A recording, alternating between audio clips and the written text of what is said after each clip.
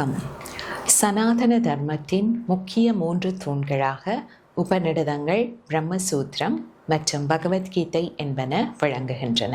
இந்த நூல்கள் நாம் எமது கண்முன்னே இருக்கின்ற இந்த உலகம், இவற்றை சிருஷ்டித்த இறைவன், இவற்றுக்கிடையிலான தொடர்பினை தத்துவ ரீதியாக விளக்கி நிற்கின்றது.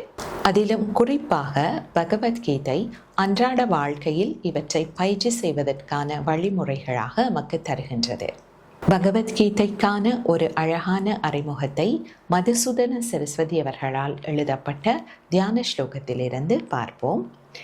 பார்த்தாய பிரதிபோதிதாம் பகவதாம் நாராயணேன ஸ்வயம் வியாசேன கிரதிதாம் புராணமுனினாம் மத்தியே மகாபாரதம் அத்வைதாமிருத வர்ஷிணீம் பகவதீம் அஷ்டாதசாத்யாயினீம் அம்பத்வாம் அனுசந்ததாமி பகவத்கீதே பவத்வேஷினீம். அதாவது பார்த்தாய பிரதிபோதிதாம், பார்த்தனுக்காக இந்த கீதை சொல்லப்பட்டது. பார்த்தன் என்றால் அர்ஜுனன், அதாவது பிருத்திவியினுடைய மைந்தன், சாதாரண மண்ணின் மைந்தனுக்காக இந்த கீதை சொல்லப்பட்டது. யாரால் சொல்லப்பட்டது? சாக்ஷாத் நாராயணேன ஸ்வயம், சாக்ஷாத் இறைவனாலேயே இந்த கீதை சொல்லப்பட்டது. இதை எழுதியவர் வியாசேன கிரதிதாம் புராண முனினாம், அவரும் ஒரு சாதாரணவர் அல்ல. பிரம்மசூத்திரம், மகாபாரதம், 18 புராணங்களை எழுதிய பகவான் வேதவியாச ரிஷியால் இது எழுதப்பட்டது. இது எங்கு வைக்கப்பட்டிருக்கின்றது? மத்திய மகாபாரதம். மகாபாரதத்தின் முற்பகுதியிலோ கடைசி பகுதியிலோ அல்ல, பாதுகாப்பாக நடுப்பகுதியில் இது வைக்கப்பட்டிருக்கின்றது. கீதை எதனை போதிக்கின்றது?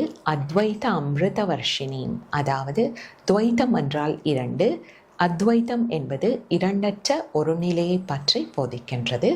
பகவத்கீதை எப்படிப்பட்ட நூல்? பகவதீம், அதாவது தெய்வ அம்சம் பொருந்திய நூலாக இருக்கின்றது. கீதை எத்தனை அத்தியாயங்கள் கொண்டது? அஷ்டாதசாத்யாயினீம், அதாவது 18 அத்தியாயங்களை கொண்டதாக பகவத்கீதை விளங்குகின்றது. கீதை எதை போன்றது? அம்ப, அதாவது தாயை போன்றது பகவத்கீதை. குழந்தை எந்த தவறு செய்துவிட்டு தாயிடம் வந்தாலும் தாய் மன்னித்து பிள்ளையை திருத்திக் கொள்வது போல, நாம் எவ்வளவு தவறுகள் செய்துவிட்டும் பகவத்கீதையை அணுகினால் அது நமக்கு தீர்வை தருகின்றது. ஆராதனை என்பது வெறுமனே புத்தகத்தை வணங்குவது அல்ல, அதனை கற்று சிந்தித்து அதை நமது வாழ்க்கையில் கடைப்பிடிக்க முயற்சிக்க வேண்டும்.